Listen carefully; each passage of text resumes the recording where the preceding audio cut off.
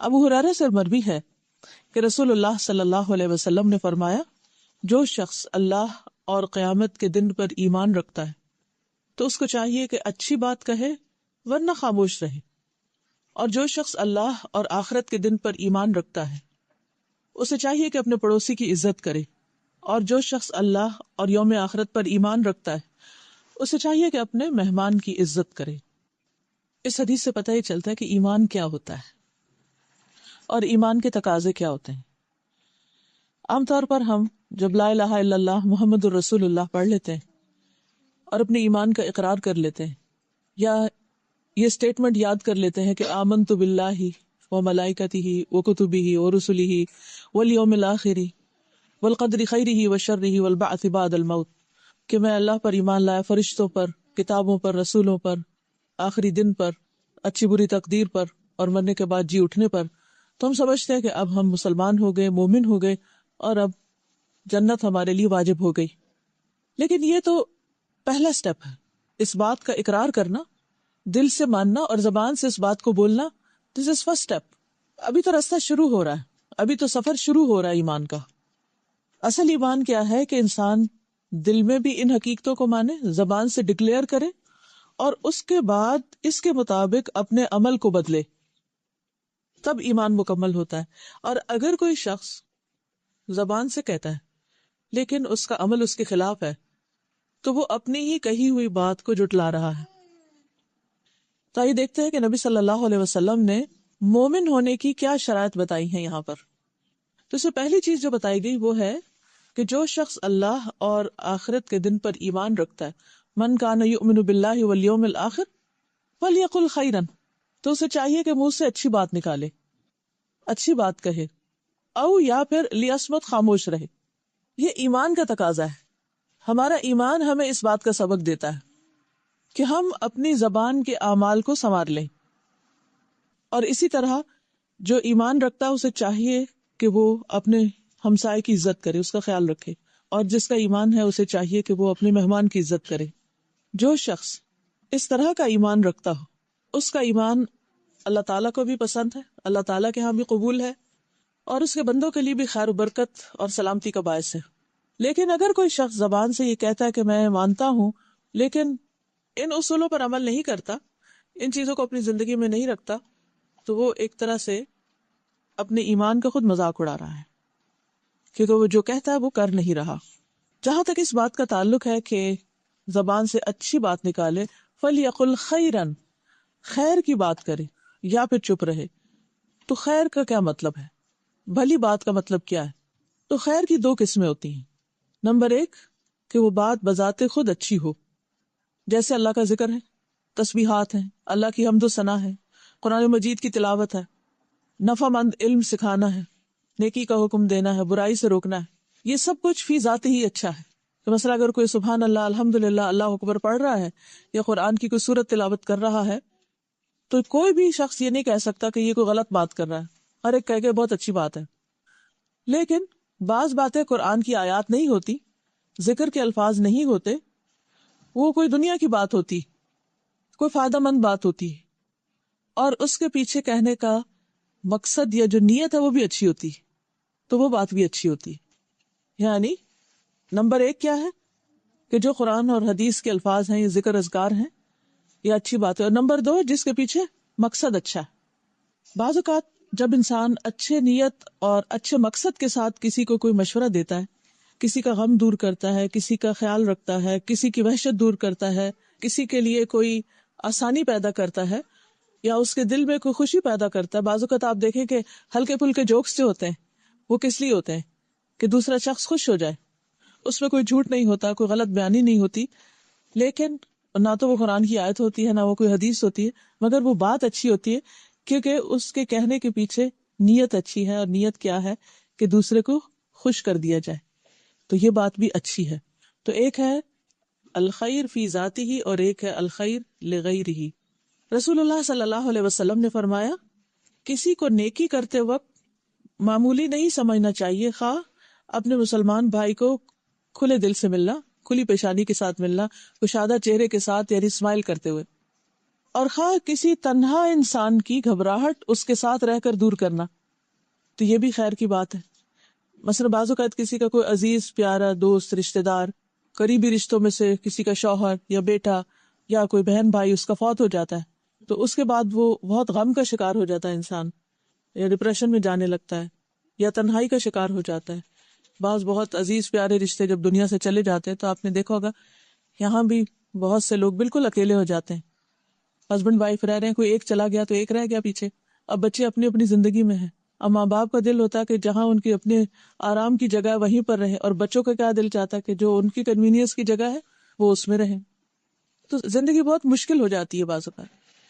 اسی طرح کئی دفعہ تو اپنے رشتہ دار ہوتے ہیں، جان پہچان کے لوگ ہوتے ہیں، کئی دفعہ غیر ہوتے ہیں، اور کئی دفعہ نان مسلم ہوتے ہیں۔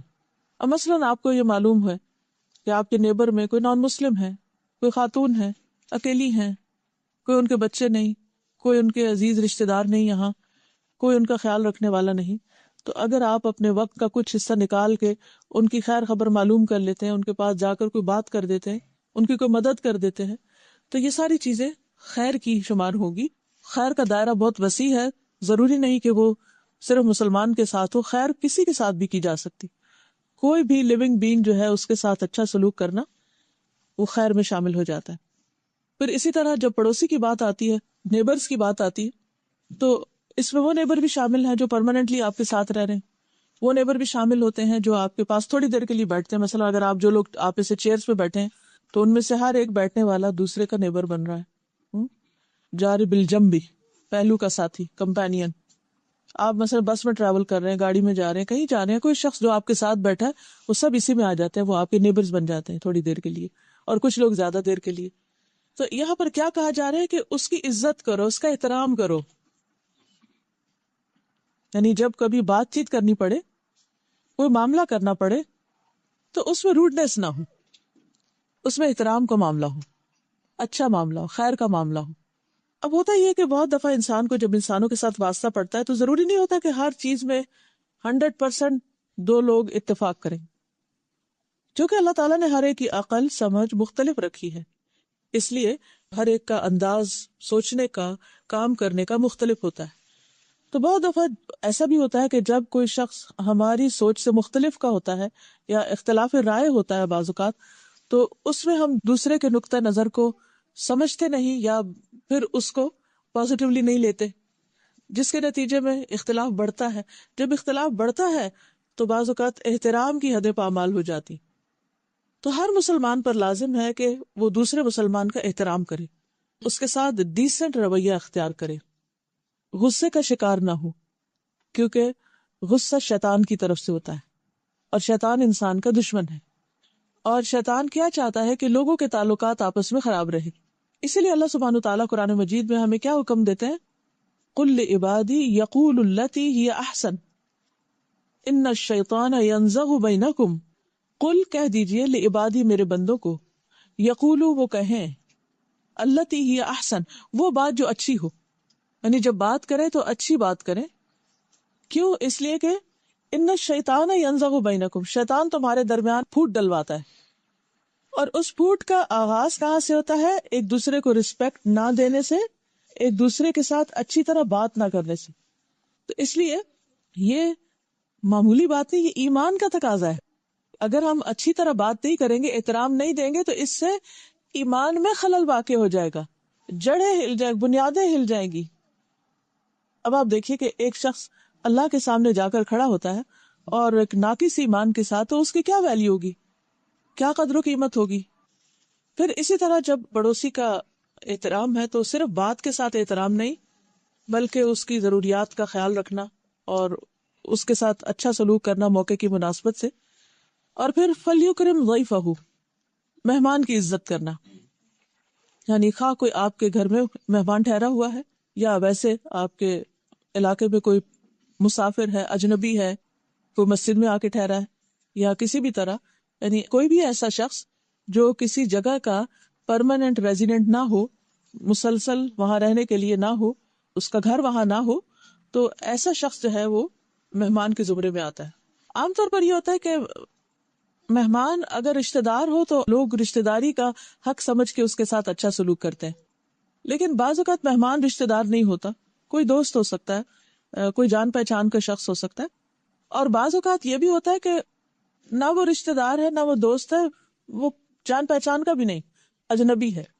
مثلاً آپ لوگ یہاں پر رہتے ہیں، کسی کے کوئی رشتہ دار پیچھے سے آتے ہیں، تو اب آپ کے رشتہ دار ہیں لیکن آپ کے نیبرز کے وہ رشتہ دار نہیں، آپ کے نیبرز ان کو نہیں پہچانتے یا ایک دوسرے کو نہیں جانتے، تو ایسے میں کیا ہوتا ہے کہ جو شخص دور سے آنے والا ہوتا ہے، کسی اور علاقے سے آنے والا ہوتا ہے، پھر وہ ایک وحشت سی محسوس کرتا ہے، گھبراہٹ محسوس کرتا ہے، بعض اوقات ان وانٹیڈ اور ان ویلکمنگ رویہ ہوتا ہے، تو یہ چیز مسافر کو تکلیف دیتی ہے یا انسان اس کو توجہ نہیں دیتا۔ اب مسئلہ آپ دیکھیے، جیسے کسی شادی میں، کسی فنکشن میں آپ لوگ اکٹھے ہوتے ہیں تو عموماً کیا ہوتا ہے کہ سب لوگ ان کو اچھی طرح مل رہے ہوتے ہیں جو جان پہچان کے ہوتے ہیں، اس کے گلے لگ رہے ہوتے ہیں اور ویلکم کر رہے ہوتے ہیں اور ایک دوسرے کو پوچھ رہے ہوتے ہیں، لیکن جو ان نون شخص ہوتا ہے، اجنبی شخص ہوتا ہے، اس کو دور سے دیکھتے ہیں اور اس چل پڑتے ہیں، یعنی خود آگے بڑھ کر اس کو کوئی سلام نہیں کرتا۔ اسلام ہمیں کیا سکھاتا ہے کہ جو شخص آپ کے ساتھ اسلام کے رشتے میں بندھ گیا، وہ چاہے آپ اس کو جانتے ہو یا نہیں جانتے، اس کے ساتھ ملو جاؤ، کہ ہر اس شخص کو سلام کرو جس کو تم جانتے ہو، اور اس کو بھی کرو جس کو نہیں جانتے۔ انسانیت کے رشتے میں تمہارا تعلق ہے، اس کے اسلام کے رشتے میں اس کے ساتھ تمہارا تعلق ہے، اس لیے بہت ضروری ہے کہ انسان انسانی جذبات کو سمجھ کر معاملہ کرنے والا اور انسانوں کے ساتھ بہترین سلوک کرنے والا ہو۔ یہی ہمارے دین کی تعلیم ہے۔ نبی صلی اللہ علیہ وسلم کے پاس جب کوئی آتا تھا تو بعض اوقات کوئی جان پہچان کا نہیں ہوتا تھا، آپ صلی اللہ علیہ وسلم کبھی اپنے گھر اس کو مہمان کے طور پر لے جاتے، کبھی صحابہ میں سے کوئی لے جاتا، تو یہ شرط نہیں رکھی گئی کہ کوئی رشتہ دار یا واقف انسان ہی ہو۔ تو اس حدیث سے ہمیں بہت ہی خوبصورت اور کام کی باتیں پتہ چلتی۔ پہلی بات، خیر کے علاوہ خاموش رہنا واجب ہے، فضول باتوں پہ زبان نہ کھولی جائے، گالی گلوچ پہ زبان نہ کھولی جائے، بے مقصد باتیں نہ کی جائیں، کیونکہ زبان اللہ کی نعمتوں میں سے ایک بہت بڑی نعمت ہے جو انسان کو ملی ہے۔ اللہ تعالیٰ قرآن مجید میں فرماتے ہیں، الرحمن علم القرآن خلق الانسان علمہ البیان۔ یہ ایک ایسی نعمت ہے جو جانوروں کو نہیں ملی ہے، ان کی آوازیں کتنی مبہم سی ہوتی ہیں جو سمجھ میں نہیں آتی، تو جب کوئی نعمت ملتی ہے تو پھر اس کا حق ادا کرنا بھی ضروری ہوتا ہے۔ اب آپ دیکھیے کہ 3 کیٹیگریز ہو گئی پھر بات کی، خیر، لغو اور شر، یعنی اچھی بات، بیچ میں نیوٹرل بات، نہ اچھی ہے نہ بری ہے لیکن اس کا فائدہ کچھ نہیں، اور تیسری جو ہے شر ہے۔ تو ہمیں کیا کہا گیا؟ یہ نہیں کہا گیا کہ آپ اگر خیر نہیں تو لغو، ادھر ادھر کی باتیں کرے جاؤ، کچھ نہ کچھ بولتے رہو، یہ نہیں کہا گیا، بلکہ جو کامیاب ہونے والے لوگ ہیں، جنت کے وارث، ان کی صفات جو سورۃ المؤمنون میں بتائی گئی ہیں وہ کیا؟ قد افلح المؤمنون الذین هم فی صلاتهم خاشعون والذین هم عن اللغو معرضون، کہ جو کامیاب ہونے والے مومن ہیں وہ فضول باتوں سے پرہیز کرتے ہیں، لغو سے یعنی بیکار۔ لغو وہ چیز ہوتی ہے جس کا نہ دنیا میں فائدہ نہ آخرت میں فائدہ، بیکار قسم کی باتیں۔ اور تیسری چیز جو ہے وہ شر ہے، اور شر میں بہت کچھ آ جاتا ہے، یعنی خیر کے علاوہ جو کچھ ہے وہ پھر شر ہی ہے۔ اب خیر کی بات تو مطلوب ہے، اگر کسی کو خیر کی بات کوئی آتی ہے تو اسے کرتے رہنا چاہیے، لیکن اس کا بھی ایک موقع محل ہوتا ہے، ہر وقت ہی نہیں کرنی چاہیے۔ اپنے طور پر اب ذکر اللہ کا کرتا رہے تو ٹھیک، ورنہ لوگوں کو بہت زیادہ آیات اور احادیث ہر وقت سنا کے ان کو بیزار نہیں کرنا چاہیے، خاص طور پر جب وہ سننے کے موڈ میں نہ ہو، کیونکہ اس سے قرآن پاک کی بے ادبی ہوتی، کہ کوئی اس کو لینا نہیں چاہتا، کوئی اس کو سننا نہیں چاہتا، اور آپ بے وجہ اور بے وقت سنائے چلے جا رہے ہیں۔ پھر اس میں آپ دیکھیے کہ اگر آپ اپنی بات کو ویلیو کریں کہ آپ کی بات کس کیٹیگری میں ہے، مثلاً کیا وہ سونے جیسی بات ہے یا چاندی جیسی ہے یا پیتل جیسی ہے یا ایسی مٹی جیسی ہے، کون سی ہے، کس قسم کی ہے؟ تو مثال کے طور پر جب آپ کی بات سونے جیسی ہو تو ضرور کریں، چاندی جیسی بھی ٹھیک ہے، لیکن بالکل مٹی جیسی بات جو دوسروں کے لیے تکلیف ہی کا باعث ہو وہ نہیں۔ پھر اسی طرح اگر بولنے کی قیمت سونا ہو اور خاموش رہنے کی چاندی ہو تو پھر بولنا چاہیے، لیکن اگر خاموش رہنے کی قیمت سونا ہو اور بولنا چاندی ہو تب بھی خاموش رہنا بہتر ہے، کیونکہ سونے کو پریفر کرتا ہے انسان چاندی کے اوپر۔ اور ویسے بھی یہ ہے کہ انسان کی جو بات ہے وہ بات کر کے گوانے والی بات نہ ہو، تو انسان ہمیشہ یہ سوچے کہ جو کچھ میں کہنے والا ہوں اس کا آگے فائدہ کتنا ہونے والا ہے، یہ کہاں جا کے بیٹھے گی، اس کا نتیجہ کیا ہوگا۔ تو عقل مند وہ ہے جو سوچ سمجھ کے بولے، ضرورت کا بولے، بے وقت نہ بولے، بے فائدہ نہ بولے، اور شر کی قسم کی تو کوئی بات نہ بولے۔ اب آپ دیکھیے کہ شر بھی دو طرح کا ہے۔ ایک وہ شر ہے جو فی ذاتی ہی شر ہے، جیسے جھوٹ ہے، غیبت ہے، گالی گلوچ ہے، کوئی ڈاؤٹ ہی نہیں اس میں کہ شر ہے۔ لیکن کچھ اچھی باتیں ہیں جن کا مقصد پیچھے غلط ہے، یعنی بظاہر دیکھنے میں اسٹیٹمنٹ میں نہ جھوٹ ہے نہ غیبت ہے نہ کچھ، لیکن جو کہنے والا ہے وہ کیا اس مقصد سے رہا ہے کہ وہ کسی کو ذلیل کرے، کسی کو تانا دے۔ کہنے کو سینٹینس بالکل اسٹریٹ فارورڈ سینٹینس، لیکن وہ کسی کو اس طرح سنا رہا ہے کہ اس کو اذیت دے۔ عام بندے کو نہیں پتا، لیکن جس کو سنا رہا ہے اس کو خوب پتا ہے کہ کس کو سنا رہا ہے، اور اس نیت سے سنا رہا ہے کہ اس کو ٹارچر کرے۔ اگر یہ نیت نہیں تو پھر اللہ کے ہاں وہ شر نہیں لکھا جائے گا، لیکن اگر نیت ہے کہ دوسرے کو ذلیل کرے تو یہ اس سے بدترین نیت اور اس سے بدترین بات کوئی نہیں ہو سکتی، اس سے بچنا چاہیے۔ پھر اسی طرح یہ ہے کہ بعض اوقات انسان یعنی کوئی ایک بات کہہ رہا ہوتا ہے جس کے کہنے میں کوئی حرج نہیں ہوتا، اور بظاہر دیکھنے میں وہ دوسرے کو بڑا خوش بھی کر رہی ہوتی ہے، لیکن وہ ایگزیجریشن پر مبنی ہوتی ہے، حقیقت نہیں ہوتی، صحیح بات نہیں ہوتی، یعنی پوری نپی تلی بات نہیں ہوتی۔ اب وقتی طور پر آپ کسی کو بہت تعریف کر کے، بہت اس کی خوبی بیان کر کے خوش بھی کر دیں، لیکن یو ڈونٹ مین اٹ، صرف اوپر اوپر سے باتیں کر رہے ہیں، تو وہ بھی اچھی بات نہیں۔ تو ہر شخص پھر کہاں سے پوچھے؟ اپنے آپ سے پوچھے، کیا میں غلط بیانی تو نہیں کر رہا؟ کیا میں کسی کی اذیت کا سبب تو نہیں؟ کیا میں کسی کی سبق خراشی تو نہیں کر رہا کہ خواہ کی باتیں کر کے دوسرے کو تنگ کر رہا ہوں؟ اور پھر یہ بھی ہے کہ کس جگہ پر کر رہے ہیں۔ مثلاً آپ تلاوت ہی کر رہے ہیں لیکن کسی سوئے ہوئے شخص کے پاس کر رہے ہیں، تو پھر کیا خیال ہے تلاوت لیکن سونے والے کی نیند ڈسٹرب کر رہے ہیں، ہم سونے والے کو آپ ڈسٹرب کر رہے ہیں۔ تو اب آپ دیکھیے کہ جب آپ سونے والے کو ڈسٹرب کریں گے تو چاہے آپ تلاوت ہی کر رہے ہو، وہ آپ کا کیا بن جائے گا؟ پھر ٹھیک نہیں رہے گی بات۔ تو اس سے بھی بچنا چاہیے۔ تو زمان، مکان، کوالٹی، کوانٹٹی، یہ سب میٹر کرتا ہے۔ کون سی بات آپ نے کس ٹائم پر کی، کس جگہ پر کی، کتنی مقدار میں کی، اور کس کوالٹی کی تھی، سونا تھی چاندی تھی۔ تو اگر انسان ان ساری چیزوں کو ناپ تول کے بولے تو کوئی خرابی نہ ہو، کوئی جھگڑا اور فساد ہی نہ ہو۔ اور ایمان کا تقاضا یہی ہے کہ ایسا ہی کرو، تب ایمان مکمل ہوگا۔ فجر کا وقت ہے اور آنکھ میں تیاروں کو اٹھانا چاہتے ہیں، ایک بار کھایا، دو بار کھایا، نہیں ادھرے۔ آپ نے اپنی فجر کی نماز پڑھ کے اس کے بعد تلاوت اس نیت سے شروع کر دی کہ ان کی آواز سنیں گے تو شاید۔ جی، تو ابھی میں نے عرض کیا نا کہ مقصد کیا ہے۔ مقصد ہے کہ گھر والے اٹھ جائیں، تو یہ اچھا مقصد ہے یا برا مقصد ہے؟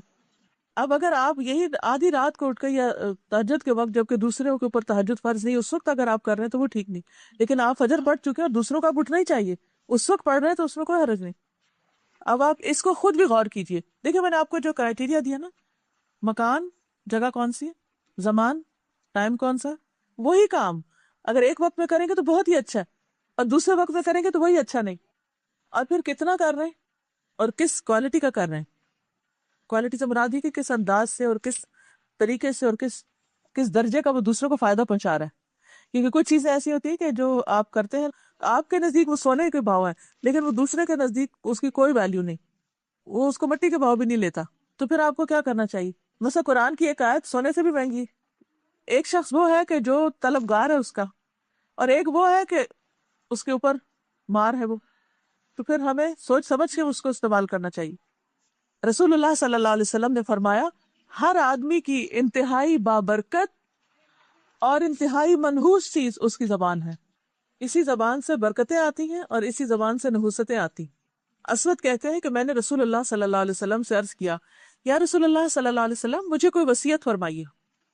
آپ نے فرمایا اپنے ہاتھ کو قابو میں رکھو، یعنی ہاتھ سے کسی کو تکلیف نہیں دو۔ میں نے کہا کہ اگر میرا ہاتھ قابو میں نہ رہے تو پھر کیا کروں؟ اگر میرا ہاتھ قابو میں نہ رہے تو پھر کیا چیز قابو میں رہ سکتی؟ آپ نے فرمایا زبان کو قابو میں رکھو، اس کا دروازہ بند کر دو۔ میں نے کہا اگر زبان قابو میں نہ رہے تو فرمایا پھر تم اپنے ہاتھ کو اچھے کام کے لیے بڑھاؤ اور اپنی زبان سے اچھی بات کرو۔ فَلْيَقُلْ خَيْرًا، چاہیے کہ اچھی بات کرے ورنہ چپ رہے۔ اب یہ جو باتیں تین طرح کی ہوتی ہیں، ایک خیر ہوتی ہے، ایک شر ہوتی ہے، اور ایک بیچ کی لغو ہوتی ہے، نہ وہ خیر ہوتی ہے نہ وہ شر ہوتی ہے، اس میں کوئی فائدہ نقصان کچھ بھی نہیں ہوتا، لیکن وہ بھی بیکار ہے۔ تو ہمیں اچھی بات کرنی چاہیے، اور اچھی بات جو ہے وہ یا فی ذاتی ہی اچھی ہوتی ہے یا لغیری ہی اچھی ہوتی، خیر لغیری. ذات میں کیا ہے؟ جیسے قرآن اور ذکر اذکار وغیرہ. اور لغیری ہی کا مطلب ہے جس بات کے وہ بظاہر قرآن اور سنت کا لفظ یا آیت یا حدیث تو نہیں، لیکن کوئی اچھی بات ہے، لیکن اچھی نیت سے کہی گئی. اب کوئی بھی بات اگر اچھی نیت سے نہیں کہی گئی تو وہ اچھی نہیں ہوتی. ہاں اگر اچھی نیت کے ساتھ آپ نے اچھی بات کہی ہے جس میں کسی کو کوئی فائدہ پہنچ رہا ہے تو وہ بات آپ کے لیے صدقہ شمار ہوگی. حدیث میں آتا ہے الکلمۃ الطیبۃ صدقہ، اچھی بات کرنا بھی صدقہ. رسول اللہ صلی اللہ علیہ وسلم نے فرمایا جہنم سے بچو خواہ آدھی کھجور صدقے میں دے کر. اور اگر کسی کو یہ بھی میسر نہ ہو، آدھی کھجور نہیں ہے اس کے پاس، تو بھلی بات کر کے، اچھی بات کر کے بھی جہنم سے بچا جا سکتا ہے، کیونکہ وہ صدقہ ہے. کچھ لوگوں کے پاس مال ہوتا ہے، کچھ لوگوں کے پاس علم ہوتا ہے، کسی کے پاس حکمت ہوتی ہے، کوئی اچھا مشورہ ہوتا ہے. تو جب آپ صحیح وقت میں صحیح جگہ پر صحیح بات کرتے ہیں اور اس سے دوسرے کو فائدہ پہنچ جاتا ہے، کسی کا غم دور ہو جاتا ہے، کسی کی پریشانی دور ہو جاتی ہے، کسی کو کوئی راہ مل جاتی ہے، تو اس سے اس شخص کو جو فائدہ پہنچے گا وہ سارا آپ کے حصے میں ثواب لکھ لیا جائے گا، کیونکہ آپ اس کا ذریعہ بنے، آپ اس کا سبب بنے. پھر اسی طرح اچھی بات انسان جب زبان سے نکالتا ہے اور انسان کو بعض اوقات پتہ ہی نہیں ہوتا کہ وہ کتنی ویلیوبل بات ہے اور اس کا دھیان بھی اس طرف نہیں جاتا، تو اللہ سبحانہ تعالیٰ اس کی وجہ سے اس کے بے پناہ درجات بڑھا دیتا ہے. اسی طرح بعض اوقات انسان کو ایسی بات زبان سے نکالتا ہے اس کو خیال بھی نہیں ہوتا کہ یہ کوئی بہت بری بات ہے، لیکن اس کی وجہ سے انسان جہنم کی گہرائیوں میں چلا جاتا ہے. تو ہمیشہ انسان سوچ سمجھ کے بات کرے. رسول اللہ صلی اللہ علیہ وسلم نے فرمایا کوئی شخص اللہ کو راضی کرنے والی ایک بات کرتا ہے جو اللہ تعالیٰ کو خوش کر دیتی، وہ نہیں سمجھتا کہ اس کا اثر وہاں تک ہوگا جہاں تک ہو جاتا ہے حقیقت، کہاں کہاں تک وہ بات فائدہ دے جاتی. اس بات ہے صرف بات، لیکن اس بات کی وجہ سے اللہ تعالیٰ قیامت تک کے لیے اس بندے کے حق میں اپنی خوشنودی لکھ دیتا ہے، میں اس بندے سے راضی ہو گیا. تو اس لیے یہ جو ٹول ہے نا ہمارے پاس زبان کا، یہ کوئی معمولی چیز نہیں ہے، وہ بہت بڑی چیز ہے. اب ڈپینڈ کرتا ہے کہ ہم اس کو استعمال کیسے کرتے ہیں. ایک اور حدیث میں آتا ہے کہ سلام عام کرنا، اچھا کلام کرنا ایسے اعمال ہیں جو بخشش کو واجب کر دیتے ہیں.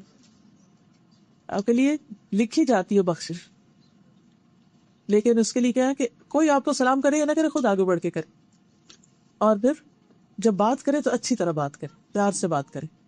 ہانی بن یزید کہتے ہیں میں نے کہا اے اللہ کے رسول صلی اللہ علیہ وسلم کون سی چیز جنت کو واجب کرتی؟ یعنی کوئی ایسی چیز ہو بس مجھے گارنٹی مل جائے کہ جنت میں پہنچ جاؤ.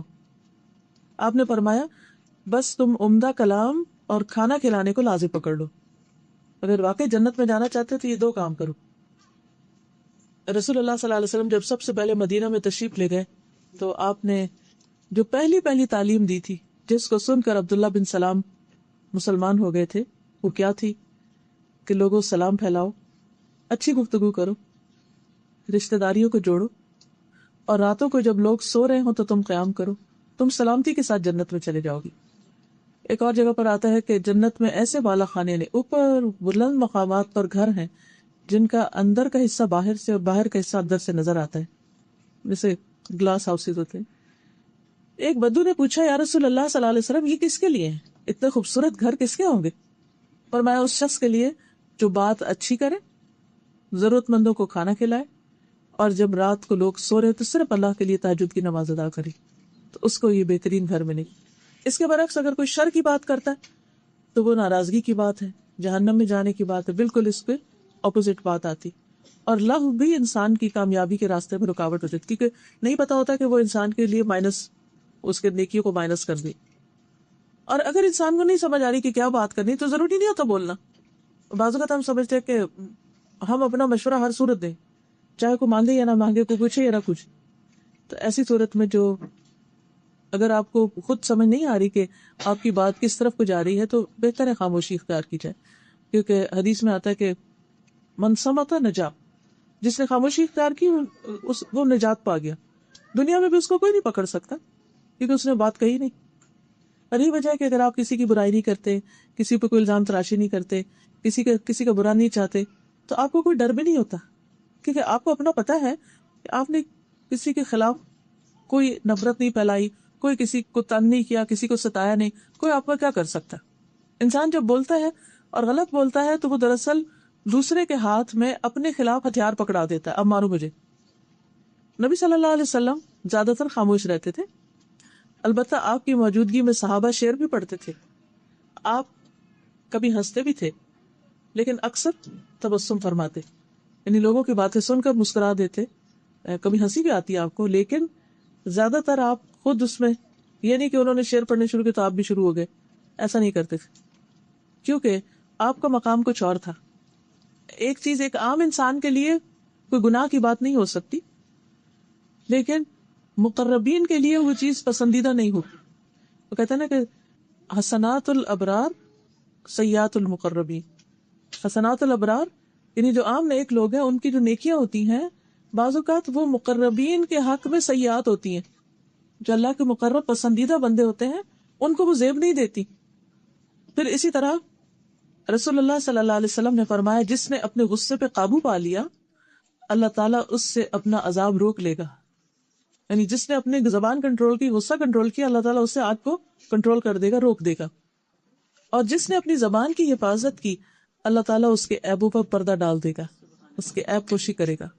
نبی صلی اللہ علیہ وسلم نے فرمایا اللہ تعالیٰ اس بندے پر رحم فرمائے جس نے کوئی بات کی تو فائدے کی اور اگر وہ خاموش رہا تو سلامت رہا، یعنی بولتا ہے تو فائدے کا بولتا ہے ورنہ چپ رہ کے سلامت رہتا ہے۔ صوبان کہتے ہیں کہ رسول اللہ صلی اللہ علیہ وسلم نے فرمایا خوشخبری ہے اس کے لیے جس نے اپنی زبان پہ قابو پا لیا، اسے اس کے گھر نے کشادگی اور گنجائش دی، یعنی اس کے گھر میں اس کے لیے موضوع ٹھکانا ہے، اور وہ اپنے گناہ پر رویا تو ایسا شخص جو ہے اس کے لیے خوشخبری، یعنی بہترین کردار کا مالک ہے۔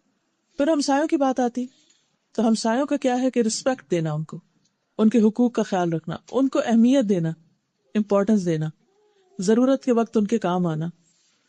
اسی طرح انسان کی خوش قسمتی کی 4 چیزیں، 4 علامتیں: نیک بیوی، کھلا گھر، نیک ہمسایہ، اچھی سواری۔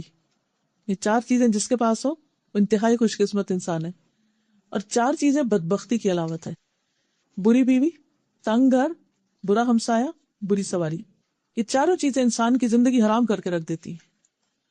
تو ہمیں یہ دیکھنا چاہیے کہ ہم دوسروں کے حق میں کیسے ہمسائے۔ حضرت عبداللہ بن عمر سے روایت ہے رسول اللہ صلی اللہ علیہ وسلم نے فرمایا اللہ کے نزدیک بہترین دوست وہ ہیں جو اپنے دوست کے لیے بہتر ہیں، بہترین ساتھی وہ ہے خیر الاصحاب۔